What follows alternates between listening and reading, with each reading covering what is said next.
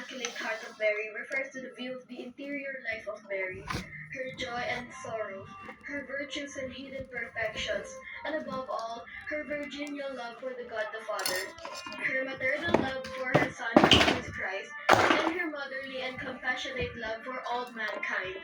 Traditionally, the Immaculate Heart is depicted pierced with seven swords or wounds, in reference to the seven sorrows of Mary, and roses are usually red or wrapped around the heart.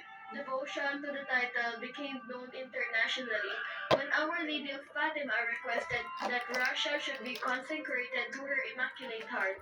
Since then, many nations consecrated themselves to her Immaculate Heart.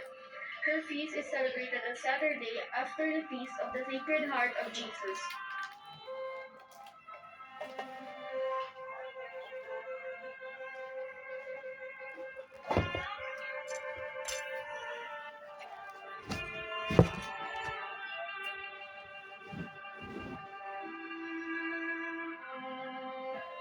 Nuestra Señora de la Consolación y Correa de Betis.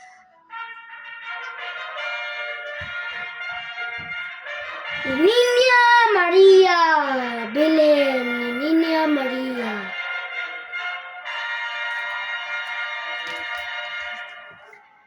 The title of Nuestra Señora de la Consolación y Correa traces its origin to the ancient Augustinian tradition, where the Blessed Virgin Mary appeared to Saint Monica, giving her a cincture as a sign of consolation and perseverance in prayer. Niña ni María, Bilba, Viva ni Belén, Viva, Viva Belén, Viva. Promote devotion to Our Lady of Consolation and the cincture. The image holds a special Amen. Viva na Belén, Viva. Viva ni Belén, Viva. Viva ni Belén, Viva. Despite the mysterious surrounding its beginnings, devotion to this venerable image continues to flourish throughout Pampanga, especially in the town of Guagua. Nuestra Señora de la Consolación y Correa de Betis, ipanalangin mo kami.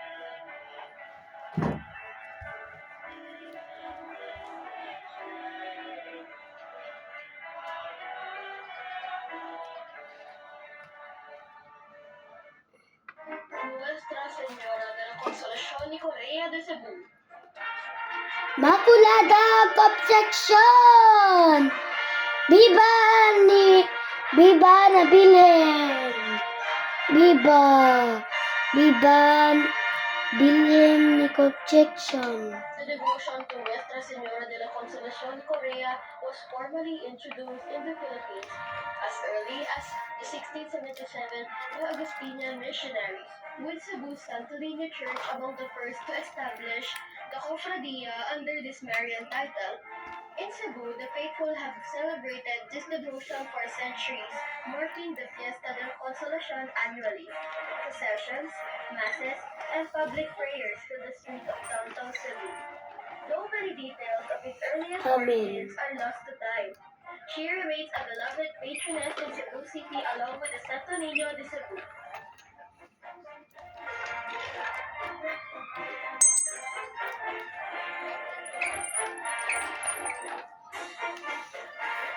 La Niña María de Santa Isabel.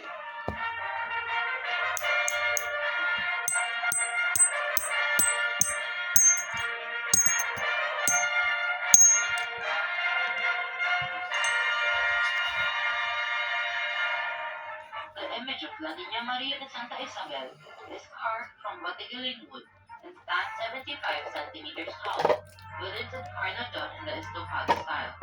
Over the years, the image has been adorned with embroidered capes, tassels, and accessories offered as ex-votos by former Hermano Mayores.